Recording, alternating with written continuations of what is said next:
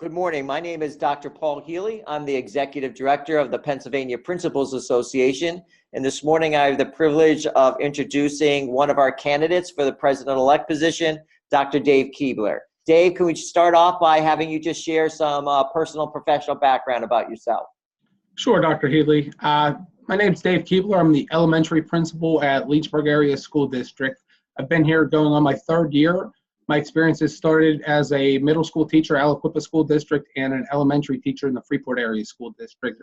Started my administrative career in the Montauk School District as an assistant elementary principal for 4 years, and then followed that up with a 4-year stint as the K-3 principal at the South Butler County School District before taking my current position at Leechburg. Great. Thank you, Dave. We're fortunate that we have 3 candidates vying for the position of President-elect. Each candidate were given 3 questions ahead of time that we're going to be asking them on these videos with a maximum time limit of 5 minutes. If you get close to that time, Dave will give you a 1-minute warning. All right? Sounds good. Thank you. Yep. So let's get started with the first question. What strengths do you bring to the position, and what in your professional journey qualifies you for leading and supporting principals across this Commonwealth?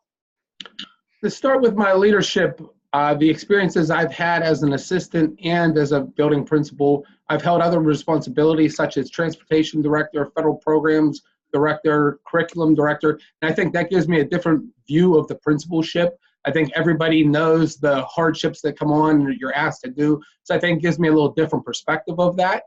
Some of the leadership things I've been involved with for the last 8 years, I've been an advisory member on ABC Create, which is a collaborative of 14 school districts, working with Grable Foundation, the satellite network of Create Lab with CMU, Remake Learning, and really trying to create a network for teachers as well as principals, looking at best practices, offering tools for teachers, and how do we get some of these computer science and STEM-related ideas into the classroom on that.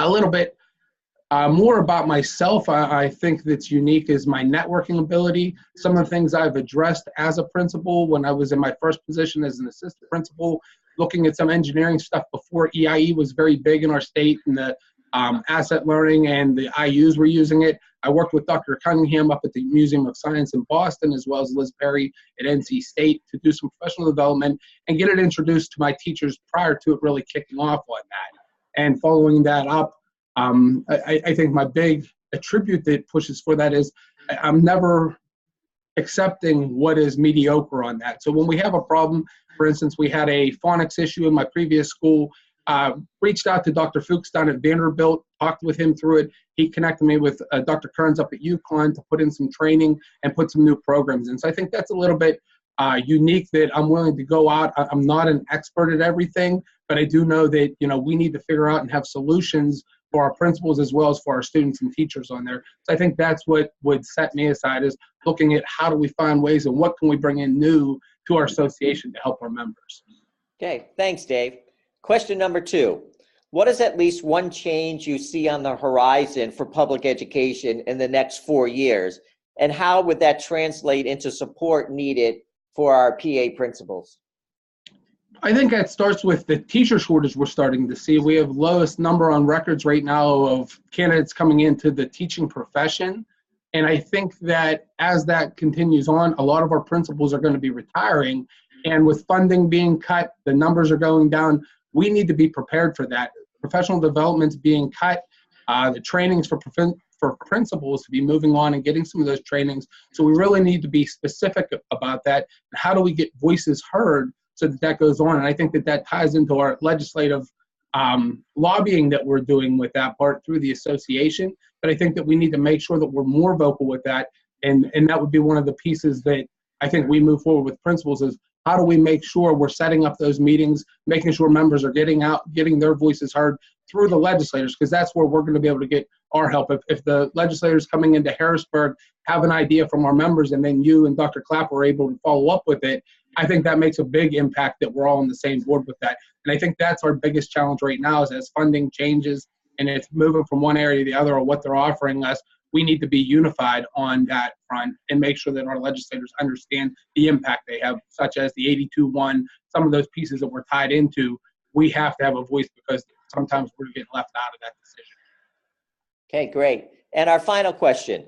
Many principals belong to the association but do not fully participate, such in our regional meetings, our podcasts, conferences, and some other activities. What ideas would you have to increase participation in some of these offerings?